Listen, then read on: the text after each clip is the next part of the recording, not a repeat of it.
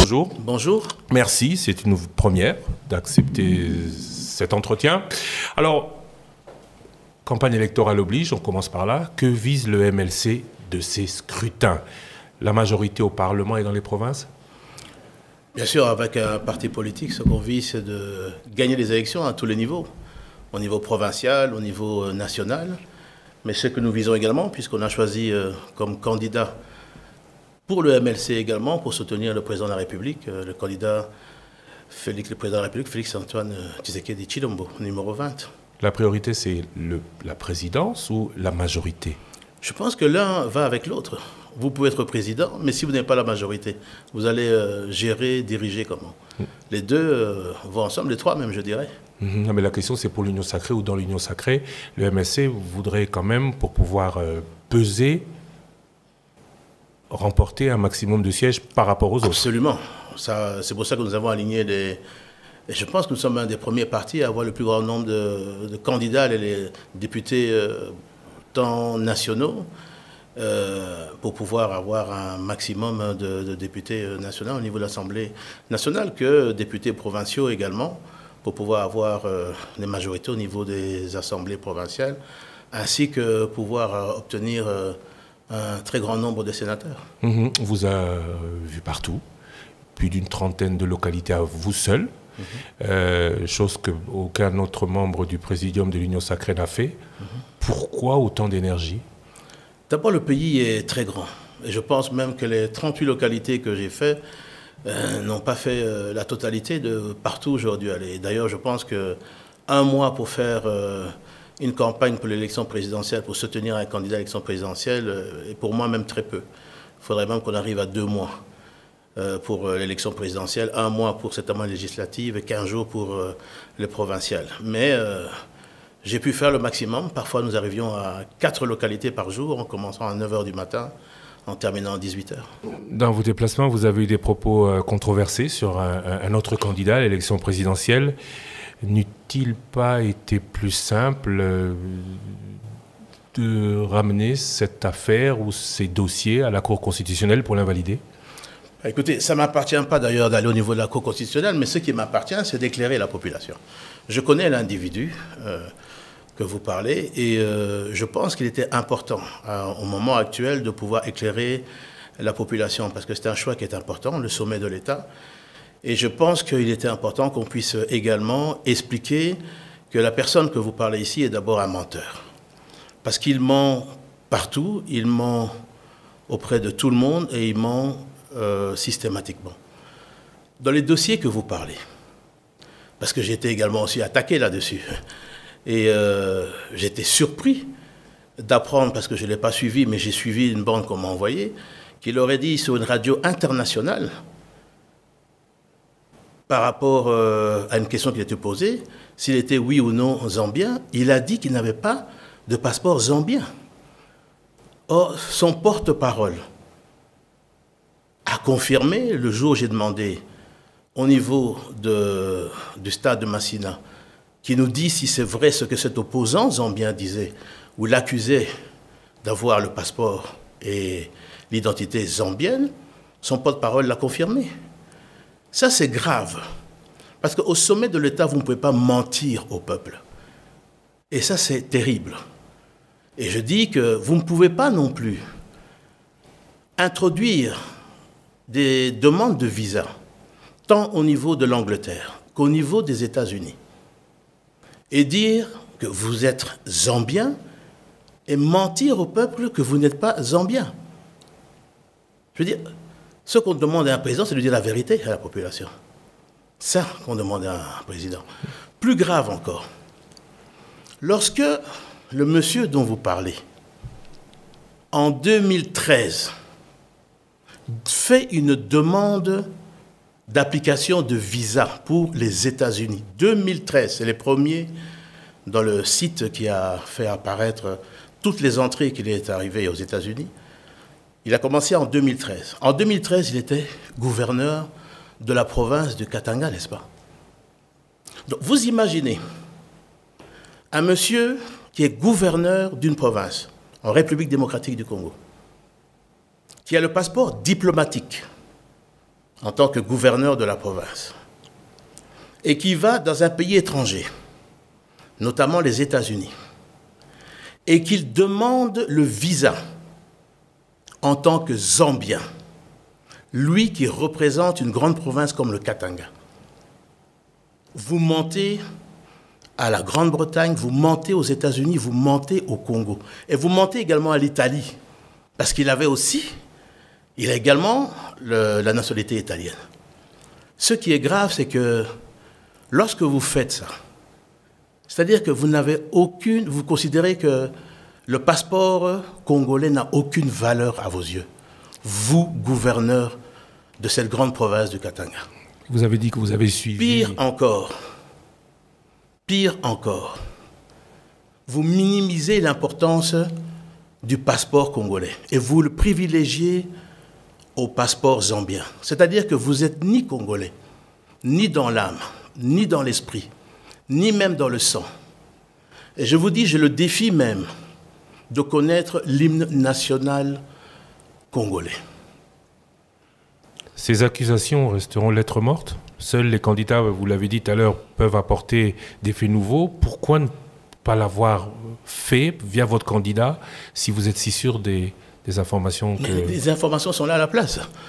Je veux dire, il appartient à ceux qui jugent bon de pouvoir le porter au niveau de la justice de le faire. Et s'il est élu? S'il est élu, je veux dire, c'est ça la volonté du peuple, mais je ne pense absolument pas. Ce que je également dois vous dire aussi, c'est que monsieur, la même personne que vous parlez là, est un manipulateur. Manipulateur parce que systématiquement, il a manipulé les images de ces rencontres qu'il disait avec la population. Et heureusement que les Congolais ont l'esprit ouvert aujourd'hui. Ils ont les moyens également, par des drones, par des images à l'arrière, de montrer la réalité de ça. Quand vous voyez la ferveur qu'il y avait au niveau du chef de l'État, parce que je l'ai suivi dans plusieurs étapes, j'ai vu des foules énormes, Bumba, Lissala, Gemena, Badolité, Zongo. J'ai vu les images de, j'étais pas là, mais de Mbujimaï. J'ai vu les images de Bukavu. Mais je veux dire, je n'ai aucune crainte, je veux dire, à avoir sur ce qui pourrait arriver au niveau de notre candidat. Revenons un peu sur ce problème des nationalités. Le camp de celui qu'on n'a pas cité affirme que votre colère d'aujourd'hui est due au fait que leur candidat a fait le plein dans votre fief. Et il vous montre aussi du doigt en disant, vous accusez l'autre d'avoir fait une chose que vous aviez vous-même fait auparavant. Détenir un passeport étranger. Ben, écoutez, il faudrait d'abord qu'il le prouve. Moi, son passeport, il est là, là-dessus. Faire le plein à Gemena, ce qui s'est passé, il est venu avec 250 000 $. Parce qu'en fait, lui, le problème de ce monsieur, c'est qu'il considère la politique comme les affaires. Il faut acheter. Et la corruption, chez lui, je veux dire, est également une des raisons pour laquelle il fait de la politique. Il achète les individus. Certains candidats à l'élection présidentielle ont été achetés à coup de, ou proposés en tout cas, à coup de 500 000 $, 200 000 $. D'autres également ont reçu plus de 1 million de $. C'est ça que je veux dire, que ce monsieur n'a aucune moralité et surtout aucune leçon de morale à donner. C'est-à-dire que pour pouvoir donner des leçons de morale, il faut être en mesure de ne pas pouvoir en recevoir soi-même.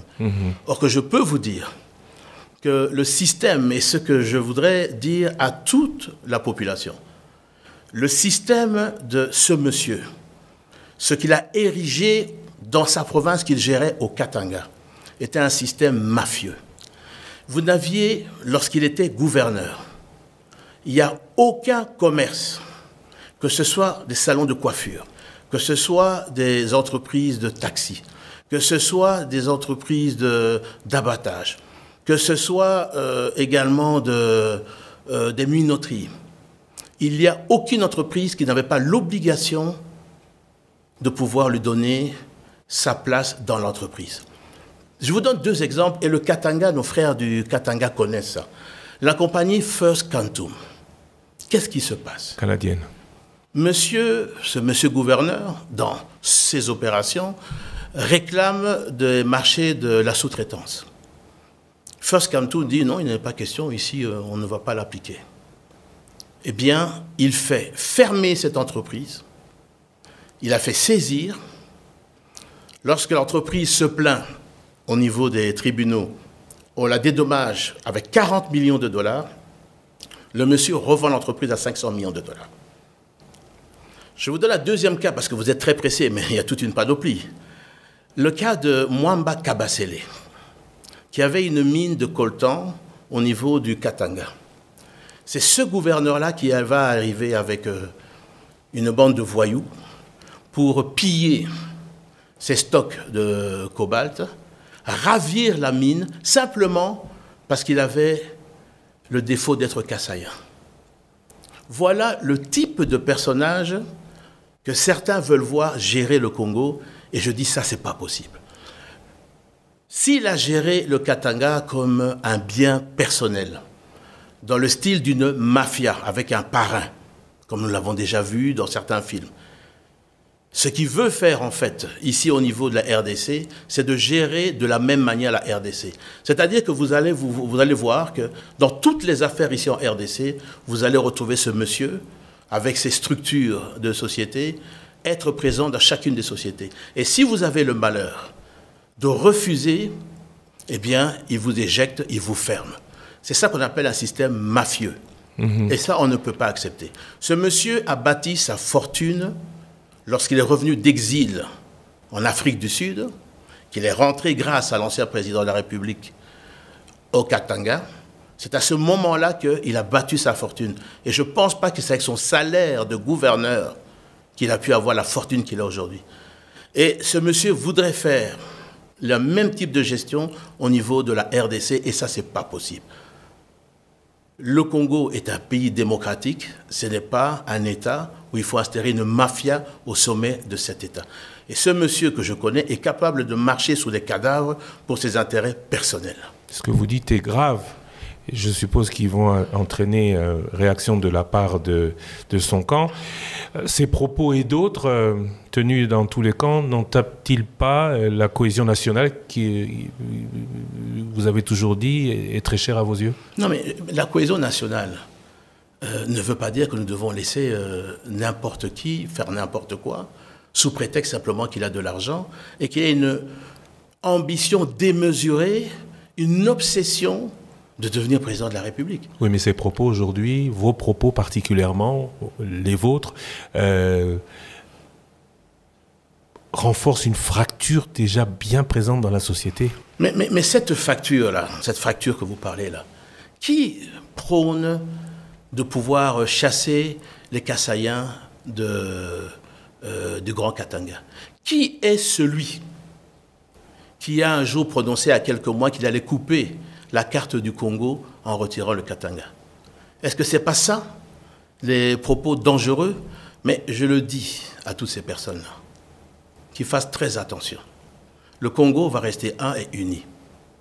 Qu'il en déplaise à ceux qui ont des ambitions démesurées et qui en font une obsession d'être à la présidence de la République. Est-ce que le risque avec cette élection, avec tous les propos entendus pendant cette élection, ne sont pas partis crescendo d'une fracture, d'un démantèlement, d'un éclatement de cette République démocratique Absolument du Congo Je pense que vous avez une personne qui a des ambitions, comme je le dis, qui dépassent, je pense, tout entendement.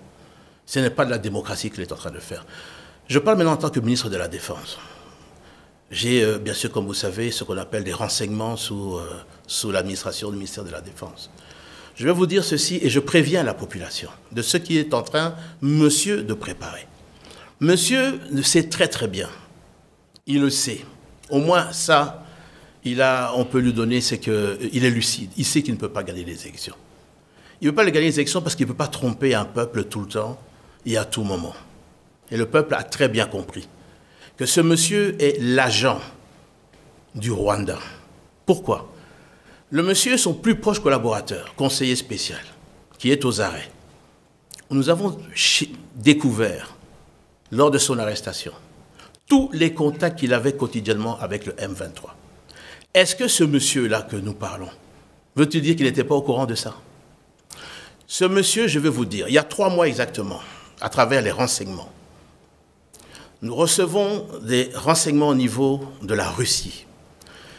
Suivez-moi bien, ce que ce monsieur se prépare à faire, lui qui prône toujours la paix, sa chrétienté, il a contacté une organisation russe pour pouvoir et donner beaucoup d'argent, parce qu'il est financé par des multinationales internationales que nous connaissons, je ne donnerai pas les noms ici, je connais les noms de ces personnes qui le financent, et il a demandé à cette organisation russe de pouvoir entrer dans le système de la CENI.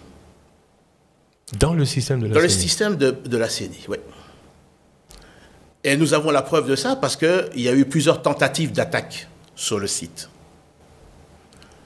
Il a demandé à cette organisation, et ce que ce monsieur se permet de faire, il sait qu'il ne peut pas gagner les élections. Mais il va fabriquer des résultats à travers cette organisation, qu'il va faire publier. Et c'est là que je dis à la population, attention, attention.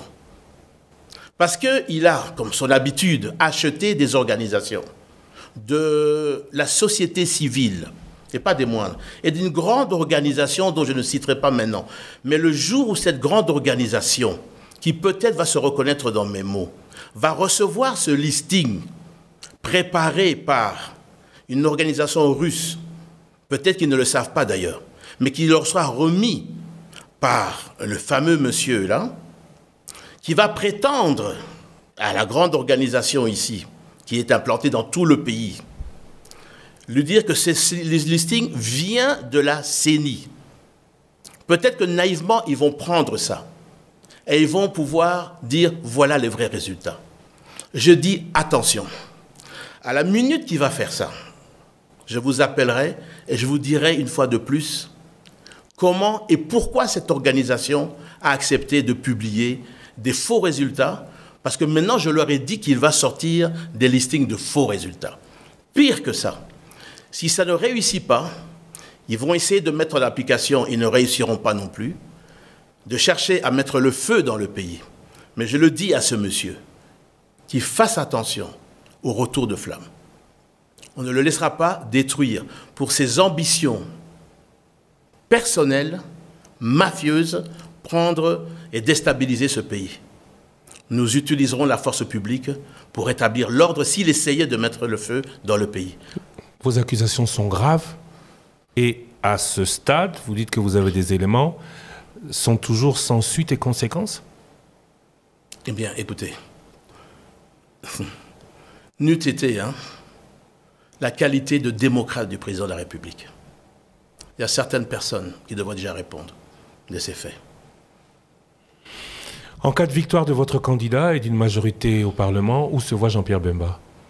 Eh bien, nulle part spécialement. Ce que je voudrais, c'est que le Congo gagne. Et je pense qu'aujourd'hui, le meilleur candidat pour faire gagner le Congo dans le développement de demain, c'est le président Félix-Antoine Tshisekedi. Ni Premier ministre, ni président du Sénat? Vous savez que je suis resté, ça fait depuis 2007 que j'étais sans fonction jusqu'en mars, parce que le président de la République m'a proposé de l'aider au niveau de la défense du pays. Mais vraiment, franchement, je ne fais pas une obsession. J'aurais pu être candidat à l'élection présidentielle. J'aurais pu l'être. Je ne suis pas obsédé, je veux dire, par avoir une fonction là-dessus.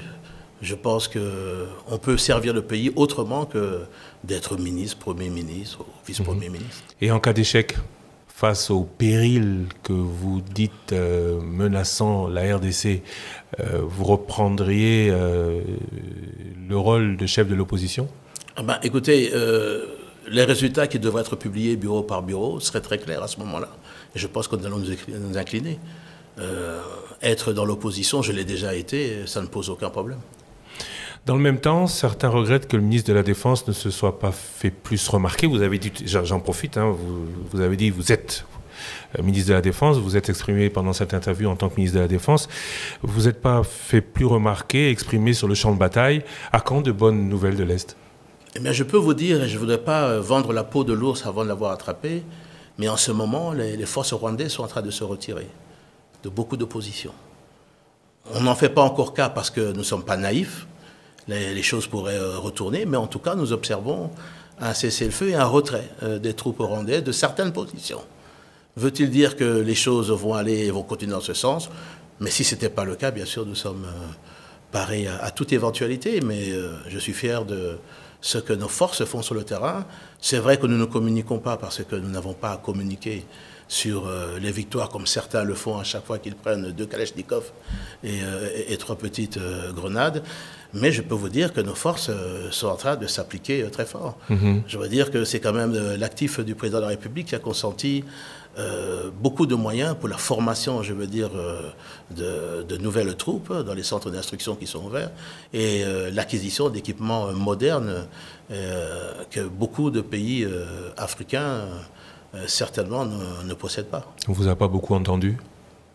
Oui, mais je continue à ne pas dire ce qui se passe parce qu'on parle de secret défense. Vous êtes le civil à la tête de la défense, ayant administration sur la Grande Muette, vous restez muet comme elle? Je reste muet. Alors, mais dites-nous, cette guerre, elle se termine comment? Elle se termine à la Sun City avec dialogue et brassage, ou elle va se terminer au forceps? Écoutez, nous sommes parés à toute éventualité, comme on dit, c'est-à-dire que nous sommes prêts. Le problème d'une guerre, c'est quand vous la commencez, vous ne savez pas quand elle termine. Et on nous a imposé cette guerre par le Rwanda, avec les supplétifs du M23.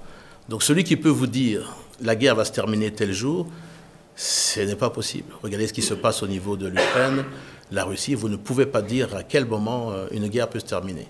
Mais ce que je peux vous dire, c'est que nous la faisons, les hommes sont prêts à toute éventualité et que nous défendrons chaque centimètre carré de notre territoire. Ni dialogue, ni brassage, jamais. En tout cas, ce n'est pas à l'ordre du jour. Il y a le processus de Luanda et le processus de Nairobi. Ce sont les 2 processus qui permettront de terminer la guerre. Et nous espérons que tout le monde va aller dans ce processus, soit de Luanda, soit de Nairobi. C'était une émission de 9 minutes, on en est à 21 minutes. Bon. Je vous remercie, M. Jean-Pierre Bemba, pour cette disponibilité peu commune. Oui, c'est vrai. Peu commune. C'est vrai. On le regrette. Oui, oui. Comment vous allez? Je vais très bien. Content d'être rentré au pays. Mais ça fait depuis 2019, hein. 2018 d'abord, un petit séjour.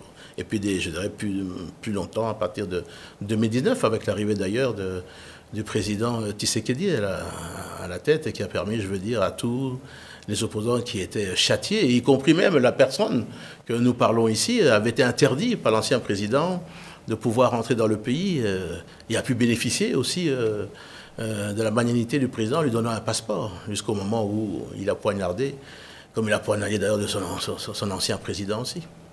Donc j'ai une anecdote à vous dire à ce sujet. Ah oui? Ah oui. Je pense que nous sommes en décembre 2021.